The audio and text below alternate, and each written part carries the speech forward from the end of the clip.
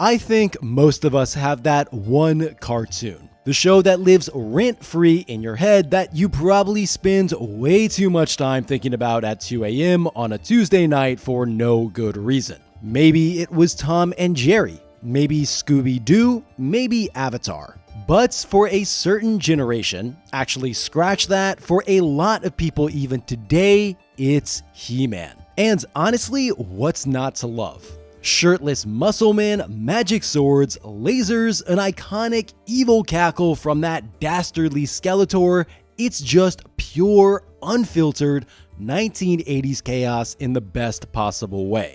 And yet, for as much as everyone seems to know He-Man, or at least knows of him, most people don't actually realize how deep this series goes. Yes, the hey yay yay meme is great, but beneath all that flexing and yelling is some of the most gloriously unhinged lore you've ever seen. We're talking about Snake Men. We're talking about real-world astronauts. We're talking multiple timelines and more reboots than Spider-Man. It is a sprawling, multiverse-hopping, genre-bending franchise with more reinventions than you can shake a power sword at, with some truly wild tangents, including an enormous number of shows, multiple comic runs, toys, and much more that are still being made even today, decades later, including He-Man now becoming something of a queer icon. So buckle up, because in this video, we're diving into the history, the lore, the many adaptations, and the memification of He-Man to explore whatever happened to the Masters of the Universe. Hello everyone, my name is Otto and welcome to Exits Examined. In this channel, we'll be exploring series, franchises, and more after their prime time has seemingly come to an end. If that sounds good to you, there is a like and subscribe button below, and I want to give an enormous shout out to my patrons who keep this channel alive. Thank you. He-Man is many things. A toy line, a cartoon, a board game, a marketing juggernaut, and maybe most importantly, a truly ridiculous combination of words. It's pretty much just Man-Man. It's the kind of name that would never survive a single marketing meeting today, where everything has to sound edgy, sleek, and brandable. But honestly, that's what makes it kind of perfect. It's stupid in the best way possible. He-Man is just your classic, meaty man. Now, taking a step back, He-Man began life at Mattel, shaped by designer Mark Taylor and launched as a toy line in 1982. From there, it exploded across cartoons, comics, and the kind of merchandising blitz that could conquer a small nation, or a very large one. Now, if you're like most people, the image that comes to mind when you think of He-Man is probably the classic Filmation show. Moral lessons, and that sweet recycled animation. The original 80s cartoon is earnest, episodic, wildly influential, and probably what 95% of people think when they think He-Man. But here's the thing, He-Man doesn't have one neat continuity. Actually, it has several. Over the past 40 years, every decade has basically made its own version. You've got the 90s New Adventures, which launches He-Man into space, the 2002 version with more anime vibes, and for the real edgelords among you, there's the movie, which don't worry, we'll talk about. But no matter which version you follow, one thing stays consistent. The lore always runs deeper than you probably expect. So to keep things from going completely off the rails, this video is going to stick to the broad strokes that most versions orbit around. So I'll be leaning on the Masters of the Universe series Bible as our narrative backbone. So if you thought that He-Man was just a goofy show about a muscle guy and his tiger, brace yourself, because the lore actually starts off with a utopia. This was a world where magic and science peacefully coexisted, where philosophy and progress weren't at odds, and where everything was overseen by a wise and benevolent councils of elders in Eternia. So how do we get from space utopia to muscle men firing lasers while riding giant cats? Well, we gotta talk about the other side of the coin, Infinita. Think of it as Eternia's evil twin. Same star, opposite vibes. Where Eternia was thriving, Infinita was locked in endless war, bad leadership, and what I can only assume was catastrophic healthcare. Eventually, things got so bad over there that they nuked themselves so hard that they somehow ended up in Eternia. So, Cataclysm counter number one. The elders back in Eternia were understandably not thrilled at their new neighbors. Then a cosmic messenger arrived, cloaked serpentine, very dramatic, and warns that a champion will be needed. So the elders, being the enlightened minds they are, responded in the most reasonable way possible. They merged their consciousness into a beam of light and converted their utopian Hall of Wisdom into a giant skull-shaped fortress, Castle Grayskull. Subtle? Not even a little, but iconic? Absolutely. Grayskull becomes the focal point of power in the universe. Mysterious, ancient, and also very metal. If you picture anything when you think of He-Man, it's probably that big skull just staring you down. Now, in this world, centuries pass and the Golden Age fades. The world resets to monarchy and regresses way far into medieval feudalism, with some aspects of technology and magic still going on. So this is kind of Cataclysm number 2, which is way more than I'd ever thought we'd have for He-Man. But anyway, Eternia enters a long waiting game, hoping someone worthy will emerge. That someone ends up being none other than Prince Adam, a seemingly lazy, carefree prince who looks like he skipped half his arm workouts. He doesn't exactly scream chosen one, but when Eternia is threatened, he's called to Grayskull, entrusted with the Sword of Power, and given one job: raise it, say the words, and become the most powerful man in the universe. And Prince Adam becomes He-Man. Abs activated, thighs outrageous, and power acquired. So the premise for the story is basically this: He-Man and his friends defend the planet of Eternia and the secrets of Castle Grayskull from the evil forces of Skeletor. Simple, right? He-Man's real identity is Prince Adam, something no one knows despite the fact that they look literally identical, which is, yeah, a bit dumb, but also kind of charming in that 80s way where no one recognizes Superman without the glasses. It's just the thing we all rolled with. But who is this Skeletor I speak of? Skeletor is by all accounts maybe the most iconic villain of 80s cartoons. That cackle, that voice, that curse you, He-Man energy. He's just so camp and over the top, it almost becomes art. I don't even know how to describe it. It's post-ironic villainy and so lovably dumb it loops back around to being genius. You know, in Masters of the Universe, one of the big themes is keeping dangerous secrets out of the wrong hands.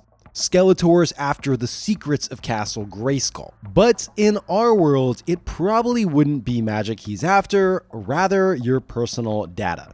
And unfortunately, unlike Eternia, there's no sorceress guarding it, unless you count Incogni. Incogni tracks down and removes your personal data from hundreds of data brokers. Basically people that buy and sell your info behind your back online. And with their custom removals feature, you can even target specific sites where your information shows up. Now, this kind of stuff matters because scammers, identity thieves, and God knows who else can easily access your name, address, and phone number online. It's wild what's out there, and Incogni is a great option if you want to take back some control. Now, I always say, don't just take my word for it. I think it's important to do your own research, and I found some really solid info at incogni.com/aboutus, and also in some independent reviews. So check it out and see if it feels like a good fit for you. And if it's not, well, Incogni has a 30-day money-back guarantee, so you can try it out with some peace of mind. Personally, I think tools like this do have their place in the wild and often sketchy realm of today's internet. So if you want to take back control of your personal info, go to incogni.com/exits and use code EXITS for 60% off an annual plan.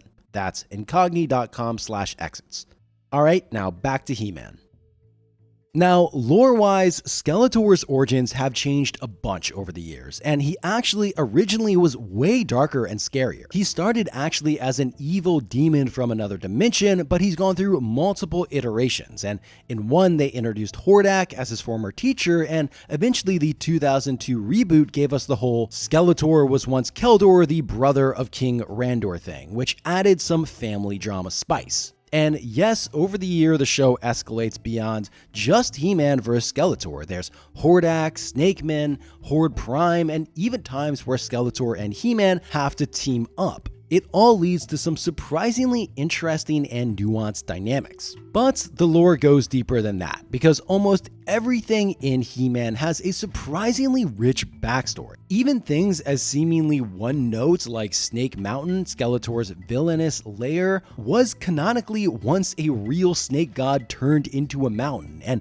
He-Man's mom is actually a real-life astronaut from our version of Earth. And in some takes, all the villains are descendants of that same Earth mission. It's a lot. And as you can probably tell, the franchise doesn't really care about genre boundaries. Spaceships, sure. Wizards, obviously. Lasers, duh. The setting is just a big fantasy sci-fi magic tech playground, and that's kind of genius. It's not about consistency, it's more about possibility. And I really do think that's the secret sauce. The reason He-Man has survived all these iterations and reboots is because Eternia isn't just a world, it's kind of more of a platform. You can throw anything into it and it still fits. And something I don't think gets celebrated nearly enough when it comes to He-Man is the world building in here, because it's kind of straight up genius. Sure, not in an elegant Tolkien kind of way, more like a chaos genius. It's like someone took every toy, trope, and half-finished concept from a shelf, threw them into a blender, and hit yes. And the result is one of the most wild, unpredictable playgrounds in all of fiction. So here's the setup. Eternia used to be this crazy advanced sci-fi utopia we talked about before, so tech is technically still there. It's just kind of patchy. So sure, there are lasers and sci-fi elements, but just as equally there are monarchies and swords, and it's this techno-feudalism aesthetic that you surprisingly don't see that much in fiction. And I can't believe I'm making this comparison, but if you've ever played Kenshi, it's almost like that, but with slightly less slaves. Although actually not, because you can bet Skeletor loves his slaves. Speaking of Skeletor slavery, this place has everything. You got oceans, desert, glowing jungles, mountains full of dwarves, time vortexes, derpy sci-fi flying machines, broken ruins from an older age, and the vibe constantly shifts between Mad Max, Dungeons and Dragons, Star Wars, and Saturday morning cartoon fever dream. The beauty of Eternia isn't in how polished or sensible it is, it's in how boundlessly imaginative and rule-free it all feels. Because the universe basically just runs on hell yeah energy. And this untethered, unhinged imagination that fuels the world of He-Man doesn't stop there. It bleeds straight into the characters. Now, I don't even know if creative is the right word for these guys. It's more like brilliantly stupid or stupidly brilliant. Either way, they're unforgettable. And there are so many. Now, sure, the cynics among you might scoff and say, obviously they just kept out cranking new characters to sell more action figures, but I say no. The characters are an integral part of He-Man. You don't get this type of flavor without them. So let's start with the core crew. Of course, you've got Man-at-Arms, who is just the most reliable, I've got your back dude of all time. And this one is a tech-savvy warrior with a mustache and heart of gold. Then there's Teela, who's either He-Man's love interest or his best friend depending on the canon. She's the captain of the guard, raised alongside Prince Adam, and often is the most competent person in the room, and yet somehow never figures out Adam is He-Man. Classic. And now we dive into the beautiful cheese of the villains. Beastman, Trapjaw, and Evil Lyn, whose entire name is just evil plus a random syllable. Amazing 10 out of 10 name, and yet somehow she carries half the franchise's menace on her back. She's basically the only person in Skeletor's crew with a functioning brain. It's kind of like the designers asked themselves, would this make a cool toy? And if the answer was kinda, they just went ahead and slapped a name on it. There's Faker, who's literally just an evil robot duplicate of He-Man. You've also got Saurod, who's basically a space lizard. One of my absolute favorites, though, is Stinkor, the evil master of odors. He's a humanoid skunk whose power is literally just stinking up the place so badly people pass out. Truly glorious, and they just don't make them like this anymore. Now, you might have noticed a trend in the characters' names.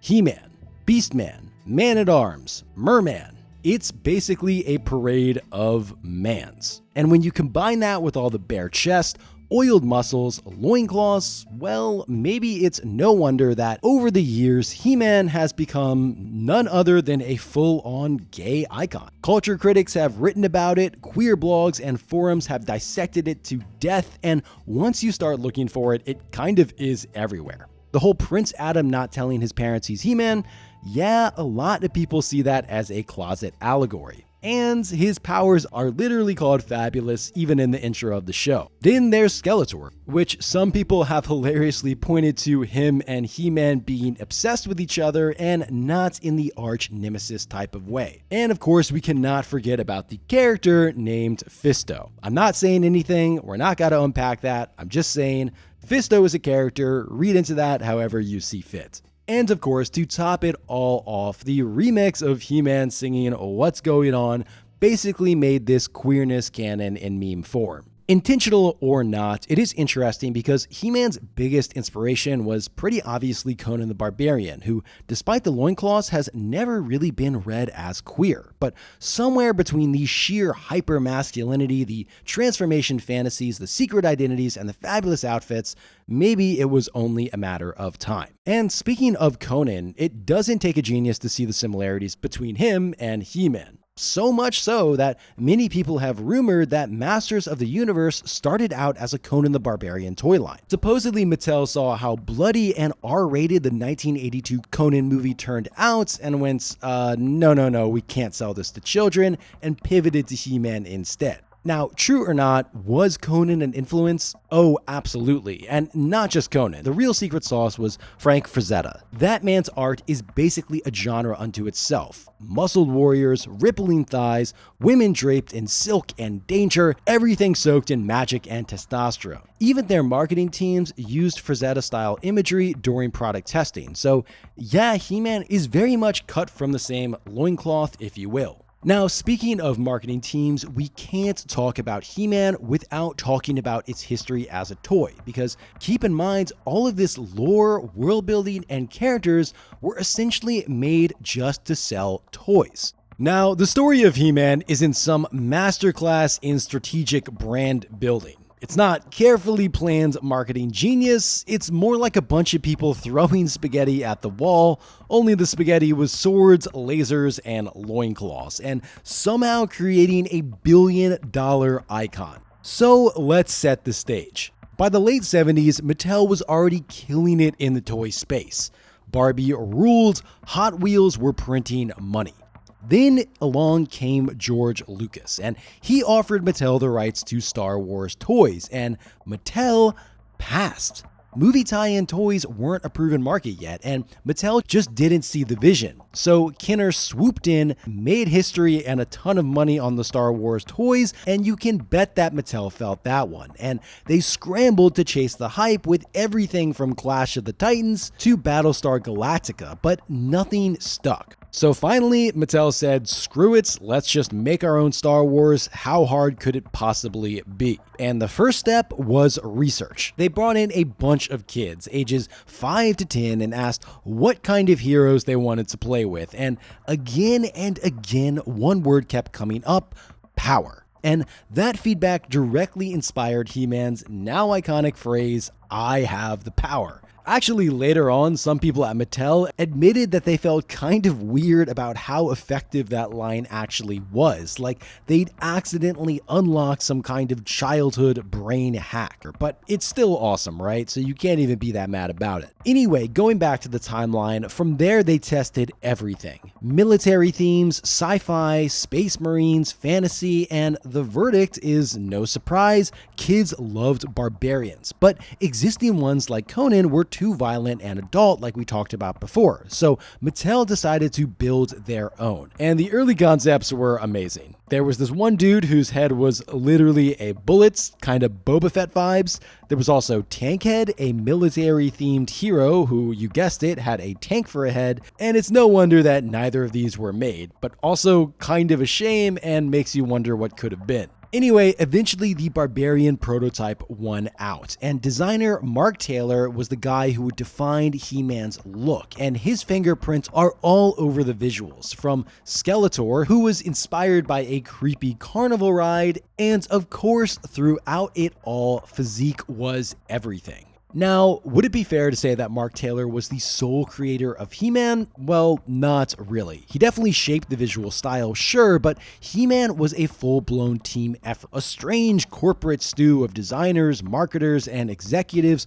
all throwing wild ideas into the pot and somehow making it work. Now, the toy line itself came together like that: scrappy, improvised, and somehow brilliant. Castle Grayskull, for example, was inspired by the Guns of Navarone, and each castle playset was apparently hand-painted at the time, so no two looked alike. And then, of course, there's Battle Cats, who is maybe the greatest last-minute save in toy history. He originally wasn't even designed for He-Man at all. He was actually a repainted tiger from a completely unrelated toy line. And the scale was way off, like comically huge next to He-Man, but instead of fixing it, the designers shrugged and said, screw it, give him a helmet and saddle, and boom, iconic steed created. And you can also bet that He-Man took a huge page out of Barbie's playbook. Accessories were everything: weapons, vehicles, playsets. It wasn't just about the figure, it was about building a world around him. Now, originally the line was going to be called Lords of Power, but Mattel worried that sounded a little too religious, so instead they pivoted to Masters of the Universe, which is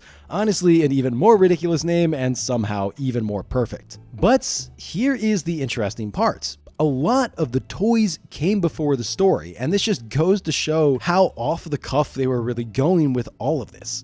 Characters and backstories were invented after the figures were designed, and the mythology was kind of reverse engineered, evolving organically as they cranked out new toys and just tried desperately to fit it all together. So, for example, at one retailer presentation, someone casually asked the Mattel team, so like, what's the story here? Who is He-Man? And hilariously enough, apparently everyone at the table collectively blinked, looked at each other, and realized, oh, right, yeah, we need a story.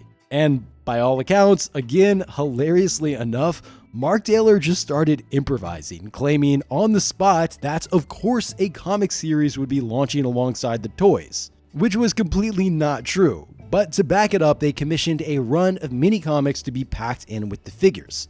Now, these weren't exactly consistent or deeply thought out narratives. Each one felt like its own little weird adventure, but they did give He-Man a world. And while the early lore was way more Conan than cartoon, it laid the foundation. Then Mattel doubled down on making a cartoon series and partnered with Filmation, and that show came together fast, like rushed and duct tape fast. But to Filmation's credit, they took the world seriously. They gave it rules, consistency, and even structure. Now, of course, violence was toned down and moral lessons were wedged in, sometimes hilariously awkwardly. Now, we'll talk about the show much more later, but to be clear, at the time, no one thought that the show would be a big deal. They basically just wanted to sell toys. That was the main thing. And the Master of the Universe toy line officially launched in 1981, and it worked, like really worked. In the first year alone, He-Man pulled in $38 million, and by 1986, the brand was generating over $400 million. There were fast food tie-ins, playsets, vehicles, lunchboxes, you name it, it was there. Masters of the Universe became a full-blown cultural juggernaut. The whole thing felt epic, and it just kept going and going with more characters, gimmicks, and the line is almost mythical in that way. It kind of emulated the competition, but also somehow beat it out with the same gimmicks and designs. Now, from the outside, you could look at this and say, well, this is all just soulless marketing. A toy line engineered to hijack children's brains and rake in cash. And yeah, kind of maybe. But underneath the capitalism, there was something else there too. I think there was imagination, and you could feel that the creators did kind of love it. But as Mattel realized just how much of a cash cow this actually was and kept on milking it, eventually the crash came. By 1984, Masters of the Universe was Mattel's top-selling line, even outselling Barbie. But Mattel made a critical mistake where they overshipped. Warehouse stock meant for Europe was rerouted to the US, flooding store shelves just as Mattel dropped another massive wave of new characters, basically stopping the He-Man momentum full swing. And yet, it didn't die. Much like the Roman Empire, which, I don't know, that's a bit of a dramatic comparison, the fall was long, messy, and packed with weird attempts at revival. So let's take a look at these strange mutations through the lens of the many adaptations of He-Man. So let's start with the most iconic one, which is of course the 1983 show, which when most people think of He-Man, this is what they think of. And for good reason. The animation, iconic. The voice acting, iconic. Skeletor's maniacal laugh, iconic. You can't separate He-Man from this cartoon, they are one and the same. The minute that title screen comes in, you know what you're in for. A glorifyingly beautiful 80s cheese, and a cheese that defined a genre. If you think of He-Man's history as a series of building blocks added by different people over the decades, this has to be one of, if not the bedrock. It's episodic, barely needs a plot, and mostly exists to give He-Man a reason to flex and throw bad guys around. Every episode wraps with a weirdly wholesome moral, usually something like, be good to your body and your body will be good to you. There's a rhyming magician, jokes so bad they loop back around to being funny, and somehow it all just works and catapulted the toy line into stratospheric levels of success. And the funny part was, again, Mattel never thought this would be a big thing, and they themselves were just as stunned by the success as anyone else. In fact, the first time they sat down to watch the first episode, they couldn't believe that Filmation had turned their, quote, in their own words, into a living, breathing, coherent, and even more shocking, successful show. Now, this is probably because the writers had surprising freedom. Originally, the villains were meant to be more scary, but the cartoon gave us Skeletor's gleeful cackling, sarcastic insults, flesh face, and an overall tone that was more colorful than terrifying. Voice direction was almost non-existent, and in a weird way, the show kind of helped Mattel clarify their own universe. Now, sometimes the world building came from surprising places. Snake Mountains, Skeletor's lair in the show version, was based actually on a drawing by one of the creator's 10-year-old sons. Now, that all sounds great, but of course it didn't come without controversy. There was a ban on kids' shows that directly promoted toys, and this had just been lifted, and He-Man became the very first syndicated show based on the toy line. Now, a lot of parents were outraged, calling it nothing more than a 30-minute commercial, which, yeah, maybe, but if only all commercials were this awesome. For better, and definitely not worse, this show didn't just define He-Man, it kind of defined a generation. Whether you see it as a marketing ploy or a legitimate piece of television history, the fact is that people ate it up. And from here, Masters of the Universe went from a toy line to an empire. So, of course, after the original He-Man wrapped, the plan was pretty simple. Just keep it going. The direction, though, was wildly TBD. At one point, Mattel cooked up a prequel called The Powers of Grayskull, starring a new lead named Hero. Yes, really.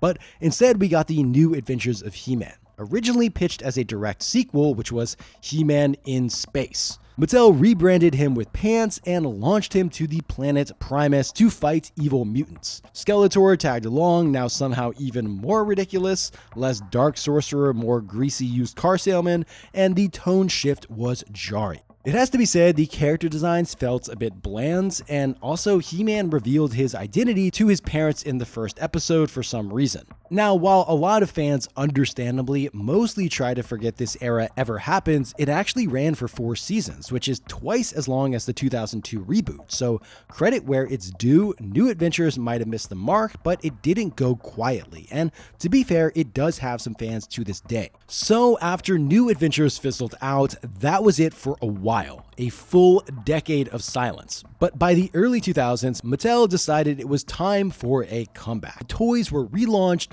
online fan communities were buzzing, and this time they meant business. Focus groups were assembled, characters were redesigned, a new series Bible was written, and they even brought back some of the original creative team, with the goal: take He-Man seriously for real this time. The result was the 2002 reboot, aired on Cartoon Network's Toonami block, and honestly, it kind of ruled. The art style leaned into anime-inspired action with slick animation and real fight choreography. Now, the tone was darker, more mature, and way more lore-heavy. Skeletor wasn't just the evil guy with a laugh, we saw Keldor become Skeletor, face-melting accident and all. Everyone had an actual backstory, and there were even callbacks to the original series, bad jokes and all. It was self-aware in the right ways. On paper, it should have been a hit, but the ratings never matched the hype, and midway through season 2, it was canceled, which is a bit of a shame. For a lot of fans, myself included, this reboot holds a special place. It was sharp, ambitious, and finally proved that He-Man could evolve beyond the camp of the 80s. And after that, understandably, again, nothing for nearly 2 decades. Up until 2021, when Netflix swooped in and reminded everyone that nostalgia sells. But this was greenlit into something new. The first ever fully computer animated He-Man series. This wasn't a remake, it was a full-blown reimagining. Now, in this version, Prince Adam is an amnesiac, raised by a tiger tribe after being separated from his family. When Adam stumbles across the Sword of Power, he transforms into He-Man and slowly starts putting the pieces of his past together. And if that sounds nothing like the original setup, yeah, it's totally not. The show leans hard into building its own mythology, which means if you're a longtime fan, you'll spend half your time mentally comparing it to the old stuff. And if you're brand new to He-Man, you might still be a bit confused. It's fast, hyper-stylized, and kind of looks like a League of Legends cinematic. Tone-wise, it's squared aimlessly at kids, maybe with some how to train your dragon energy thrown in there. The show takes a lot of big swings. Skeletor is now both Adam's uncle and somehow weirdly hotter. I don't know what the trend is of making villains really good looking lately. Is this a trend? I don't know. There's also an anti-technology sub-theme running throughout the plots, which, okay, sure, but despite all the departures, there's something kind of charming about it. The banter is snappy, the uncle-nephew dynamic is kind of nice, and actually feels like it's all having fun, but I can totally understand if it's too targeted to kids for most people. But if it is, turns out 2021 was a hot year for He-Man, because the CG reboot wasn't the only game in town. While that version was aimed squarely at kids, Netflix also dropped something very different and very divisive. Enter Kevin Smith's Master of the Universe Revelation, a show that managed to split the fandom harder than the Sword of Power ever could. Billed as a direct sequel to the original 80s cartoon, it kicks off with a massive siege on Castle Grayskull that ends with both He-Man and Skeletor dying in the first episode. Which, yes, the first episode. Now, when I watched that, I was convinced I had somehow started at the wrong episode, but no, it was a bold move, no doubt. The entire premise got flipped, and it didn't even end there.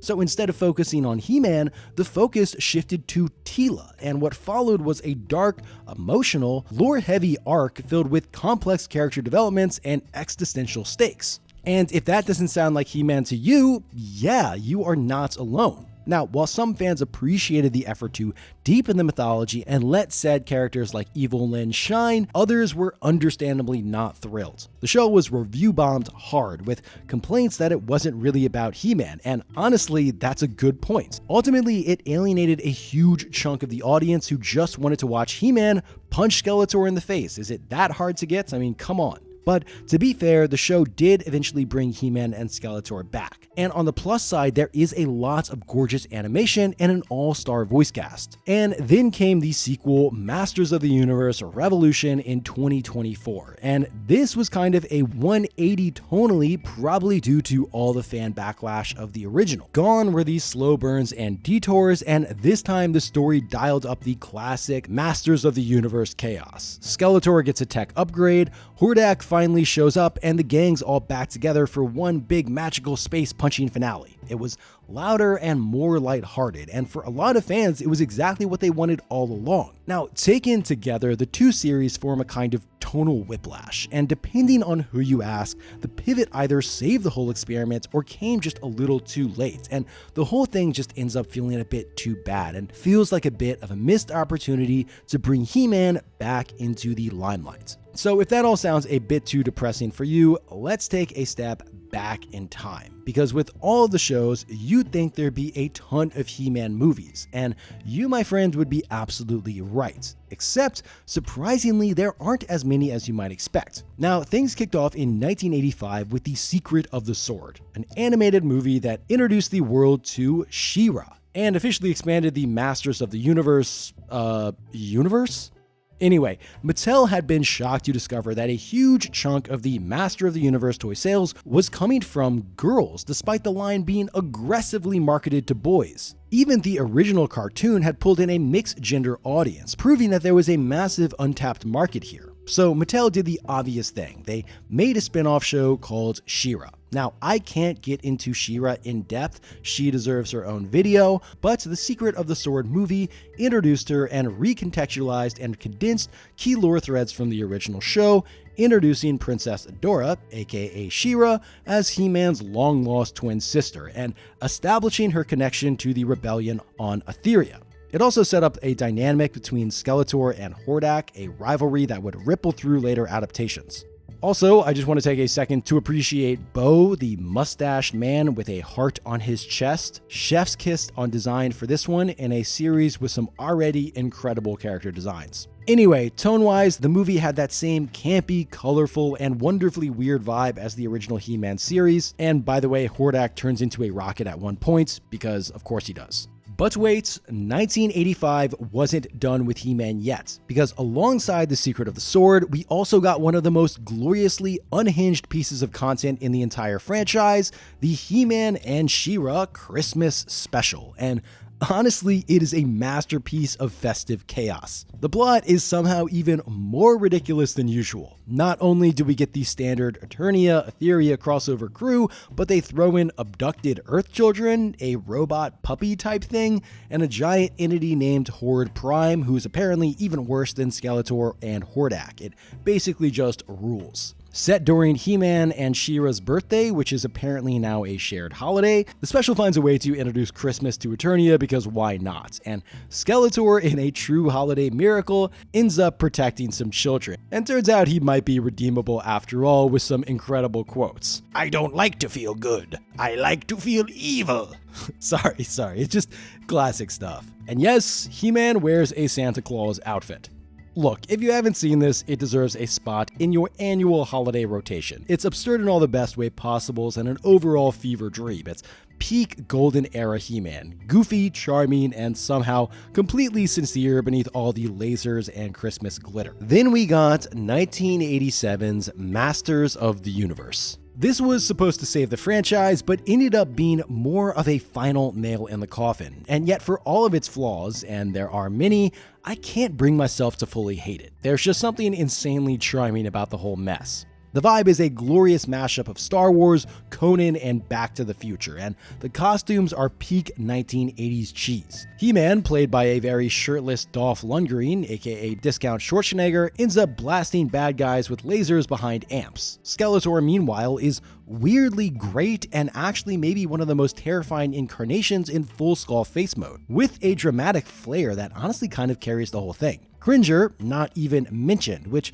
should be a crime in my opinion. Filmmakers clearly tried to cram in as many toy characters as possible, plus some new ones for some obvious merchandising reasons. I think the movie was hamstringed from a lot of different directions. For example, there were a lot of restrictions. He-Man wasn't allowed to kill anyone, which is why we get endless laser shootouts instead of sword fights. And it ended up kind of flopping at the box office. But over time, the movie has earned something of a cult following. And in fact, toward the end, the final showdown between He-Man and Skeletor is kind of great. Now, originally there were plans to have a sequel. He-Man would return to Earth disguised as a football quarterback, but tragically it never made it past pre-production, which is a shame because I definitely would have watched that. In the end, Masters of the Universe isn't a good movie. Probably. But it is a chaotic, glitter-soaked relic from a weirder time and absolutely worth watching, maybe after you watch the Lynch version of Dune. Now, just when you think we've hit the limits of shows and movie, well, actually, we're just getting started because he's dominated the pages as well because there have been so many comics. Starting small, of course, there were the mini comics that came with the original toys, basically little storybooks shoehorned in to sell the action figures. And in fact, even DC Comics did a few of these. But then it escalated as He-Man escalated. Newspaper strips, full-blown comic runs, licensed stories from some of the biggest names in the industry. Marvel got in the mid-80s, followed by DC, and then a resurgence in the 2010s, including many more. And actually, it hasn't even slowed down since then. Dark Horse Comics has produced excellent series connected to the recent Netflix show, and as recently as May 2024, Dark Horse announced a 4-part limited series, Turtles of Grayskull. And beyond the lore, the styles, art, and storytelling, these comics are wildly diverse, and there's something here for every fan, and it's just so satisfying to see He-Man explored in so many different ways. Now, of course, He-Man's conquest of pop culture didn't stop at movies, cartoons, or even comics. He also muscled his way into the worlds of video games. Over the years, there's been a surprisingly large number of He-Man games spanning from classic arcade cabinets to mobile games. Starting back in 1983 with Masters of the Universe, The Power of He-Man, a retro side-scrolling shooter for the Atari that honestly still kind of holds up. There were also handheld LCD games from Mattel and even text-based adventures, which gave us hilariously misspelled King Randor and some truly baffling dialogue trees. Later entries include Power of Grayskull for the Game Boy Advance in 2002, which was an isometric adventure based on the reboot's art style, and Defenders of Grayskull on PC2 in 2005, which unfortunately wasn't that great. There's also been a surprisingly large amount of games on mobile, including Tappers of Grayskull, and more recently, Battle for Eternia, a mobile card game that leans into gacha mechanics.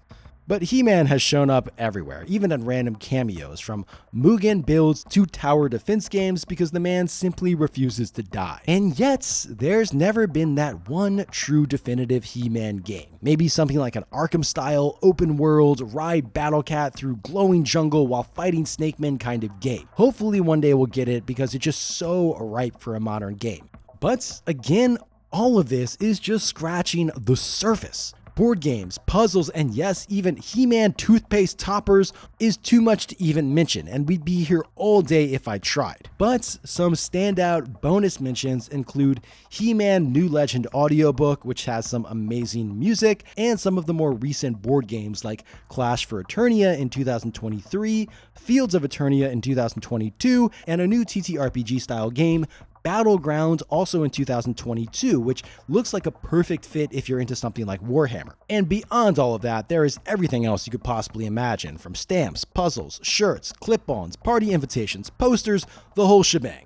He-Man isn't just a story or show, it's a full-blown pop culture juggernaut. So after all of that, we can finally ask the question, where is Masters of the Universe at today? Well, this He-Man train is just still going, and in fact, all eyes are on the new He-Man film, which has supposedly wrapped filming and aiming for a 2026 release. And that alone is kind of a miracle, because this thing has been trapped in development hell since 2007, bouncing from studio to studio and even getting picked up and then dropped by Netflix along the way. Now, it's landed at Amazon with a big budget and some serious names attached. We're talking about Idris Elba as Man-at-Arms and the Mountain from Game of Thrones, and even rumors of Jared Leto as Skeletor, though that's looking a little shakier after his recent allegations. Anyway, it's shaping up to either catapult He-Man back into the spotlight or crash so hard we pretend it never happened. And while Hollywood is still trying to figure out what Eternia looks like on the big screen,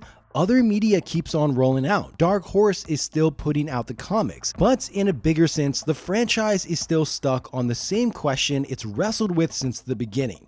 What is Masters of the Universe? The Filmation cartoon was a goofy Saturday mornings kids TV teaching morals and serving camp, but every other rendition has kind of struggled with what tone or audience it's going for.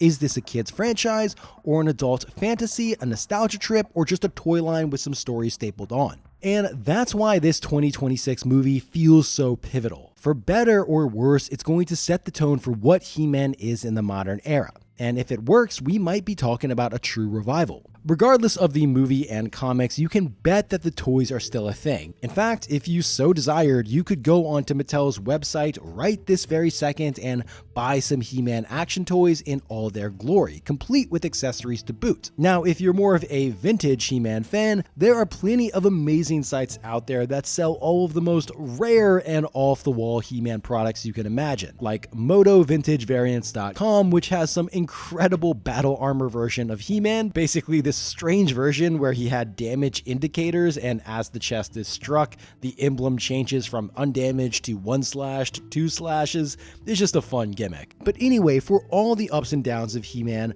the fandom is where Masters of the Universe truly shines. Fans have been keeping Eternia alive in ways that honestly feel more creative and passionate than anything Mattel's managed in years.